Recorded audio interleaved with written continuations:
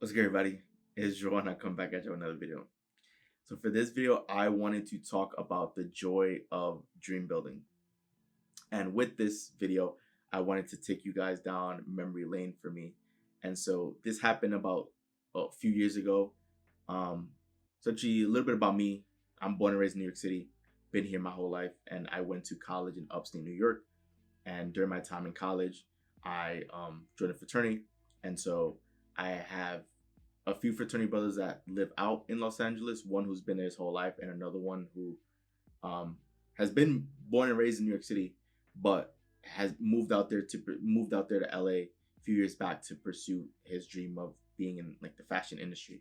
So a few of our guys came together and they reached out to me and they wanted to set up a trip to go to Los Angeles. And for me, I was excited because I've always wanted to visit LA, but never really had a reason to, right? Of course, like with me, I'm a big basketball fan, as you can see, like the New York Knicks fan. So of course, out there in Los Angeles is the Lakers, right? One of the storied franchises, and of course, just being in Los Angeles because I would hear all the time, like Hollywood, all the celebrities, Los Angeles, perfect weather, et cetera, et cetera. So I wanted to go and experience that for myself. So we fly out and we're having a good time. I'm exploring the city, doing different things, eating a lot. So I'm enjoying myself. And during one part of the trip, because we were there for a little longer than a weekend, like several days, um, and one part of the trip, some of the guys wanted to see Beverly Hills because, of course, we seen like pictures and videos of Beverly Hills, but we wanted to go see it in person. So it's like we went through Rodeo Drive, which for those of you who aren't familiar with Rodeo Drive, it's sort of like Fifth Avenue here in New York City, where it's just the fashion, like the fashion capital. Like Rodeo Drive is just luxury store nonstop. So the same with Fifth Avenue, where you have your all of your luxury brands, you just have them in a long strip. So that's essentially what it is. So we drove through there, and then we reached a sign that said "Welcome to Beverly Hills." So it's sort of like one of the famous signs that you would see on the TV shows and things like that. So of course I was excited because you would watch all these shows as kids growing up, seeing different parts of LA and Beverly Hills and Hollywood and all these things. And so it was cool to see it all in person for the first time. And so one of my guys, he brought his own camera because he wanted to take professional photos. Of course, being in LA, he wanted to go to the part in Beverly Hills, that famous street where it's just a long street and you got all the palm trees lined up, like going down the street. It's literally the famous like Instagram street where people go to take photos in Beverly Hills. So we're in the car, and then we park the car and we get out. So these guys are taking turns, in the middle of the street doing like a photo shoot for one another, just so they can have like really nice quality photos. But for me, I took a few photos, but I was less concerned about the photos just because I stopped being on social media. And so even though the photos were great, I didn't really have any interest in like posting it really because I just no longer on social media. So the whole time while the photo shoot was happening, I was just looking around because I seen all these big houses and mansions all over the area. And for me, that's what grabbed my attention because my dream is to own mansions, right? Because I would love to have different homes where I can travel to and, for like different seasons or to just give myself an excuse to go different places. And, given that that was my first time in LA and the energy and everything from LA is completely different from New York, it felt like I was in a completely different world. Just because people would talk about the city of LA as though it were like up there with New York City as far as like I the experience I got from LA, like LA was a much more laid back, sunny town, which is what you see. But people talk about LA as if it's just a major city, and it is, but it's nothing like Manhattan. It's nothing like how concentrated New York is. Like in LA, you need a car to drive everywhere. To get anywhere in LA, you need a car, right? So I wasn't even aware of any of that, but it was quite the experience. So here we are on the street, they're having the photo shoot. And the entire time is going on. For me, I'm just in awe looking at the homes because the street itself is amazing, but these homes are literally massive. And there was this one home I was right next to the car, right next to where we parked the car, and I'm just staring at the home. All my friends are taking photos, not paying attention to me, and I'm not paying attention to them. I'm literally just looking at the home that's in front of me, and my jaw just dropped with how amazing it looked because it just had floor to ceiling windows, a lot of like natural sunlight. It had, marble and granite.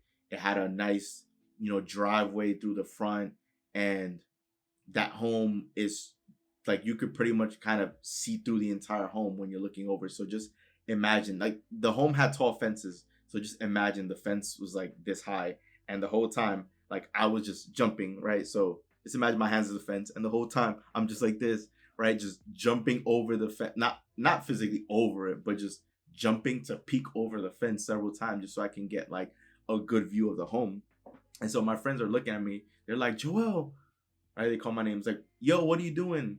Like, you're gonna get us in trouble. And the whole time I'm just laughing and smiling because at that point I didn't care. I was nosy, and for all the right reasons, because for me in that moment I was dream building. I was looking at this home and telling myself like I need to have a home like this in the future. Because something like this, it was just screaming my name. Like I literally couldn't stop looking at the home because it was just so spacious, so amazing. I knew a home like that would be a home that I will look forward to going to each and every day, because there would be endless things that I can do there. As far as I'll have endless space, I'd be able to have guests over to do, social gatherings, things like that. A lot of events, barbecues, pool parties, just all the things that I would want to do. Having a big home like that, especially being in Los Angeles, like, that home had it. So of course I could only see so much just like hopping over to kind of peek at the house. So because I was in front of the house, I knew the address, right? The numbers were in the front, and I knew what street we were on. So I took out my phone and I took out, the web browser on my phone, and I searched up the address of the house, and I saw that the house was around $20 million, right? But in that moment, I didn't care. And even to this day, I don't care, right? And I don't know what the other homes on that street looks like, but all I know was that home looked like a really fun home that I would enjoy having at some point in the future. So just imagine just me being on my phone. I'm looking at all the photos because of course I can only peek to the front so much. So I have all the photos of the home pulled up, and I'm scrolling through every single photo, and I'm watching videos of the home, and the whole time my face is glued on my phone. And if I'm not looking at my phone, I'm looking at the house right in front of me. And honestly, I just had a blast, and that was one of the big highlights for me of that trip, because I got to see a home that was, and then get to physically go on the property, but I got to see in person like a home that looked so amazing that I felt fit my personality and my lifestyle and what I would like to do if I were to have a space like that. So of course, being able to see the photos and the videos online, it was jaw dropping. And even to this day, I have that home saved like on my phone and on my computer, and from time to time I go back and refer to it, if I'm ever, maybe if I'm like down, or if I just want that extra added motivation of just like excitement, if I want that shot of excitement to just remind myself like, hey, like, great things are on the way, right? I pull up that home and I look at it. So I don't know if that's the best home in that whole area, right?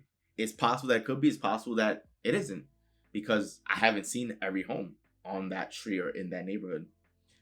But as far as a home that I would like to have at some point, if if it's ever on sale, and if everything lines up and that's the home that I want, then at some point I would like to have that, just so I can, if there's ever a time where, if it's say summertime and I see myself living on the East Coast, but say I just want to change the scenery, like I want to escape like the city life and I want something a little more like laid back, to be able to just fly over there, travel there with my family and be there for a month and call up my friends and say, hey, I'm in town for a month. Like, I'm gonna be throwing pool parties, we're gonna have barbecues, we're gonna have get-togethers. Like on the weekends, we're gonna put on the basketball game on the big screen, and like we're gonna get all the boxing pay-per-views up. Like, come through, we're gonna have catering, right? Like, just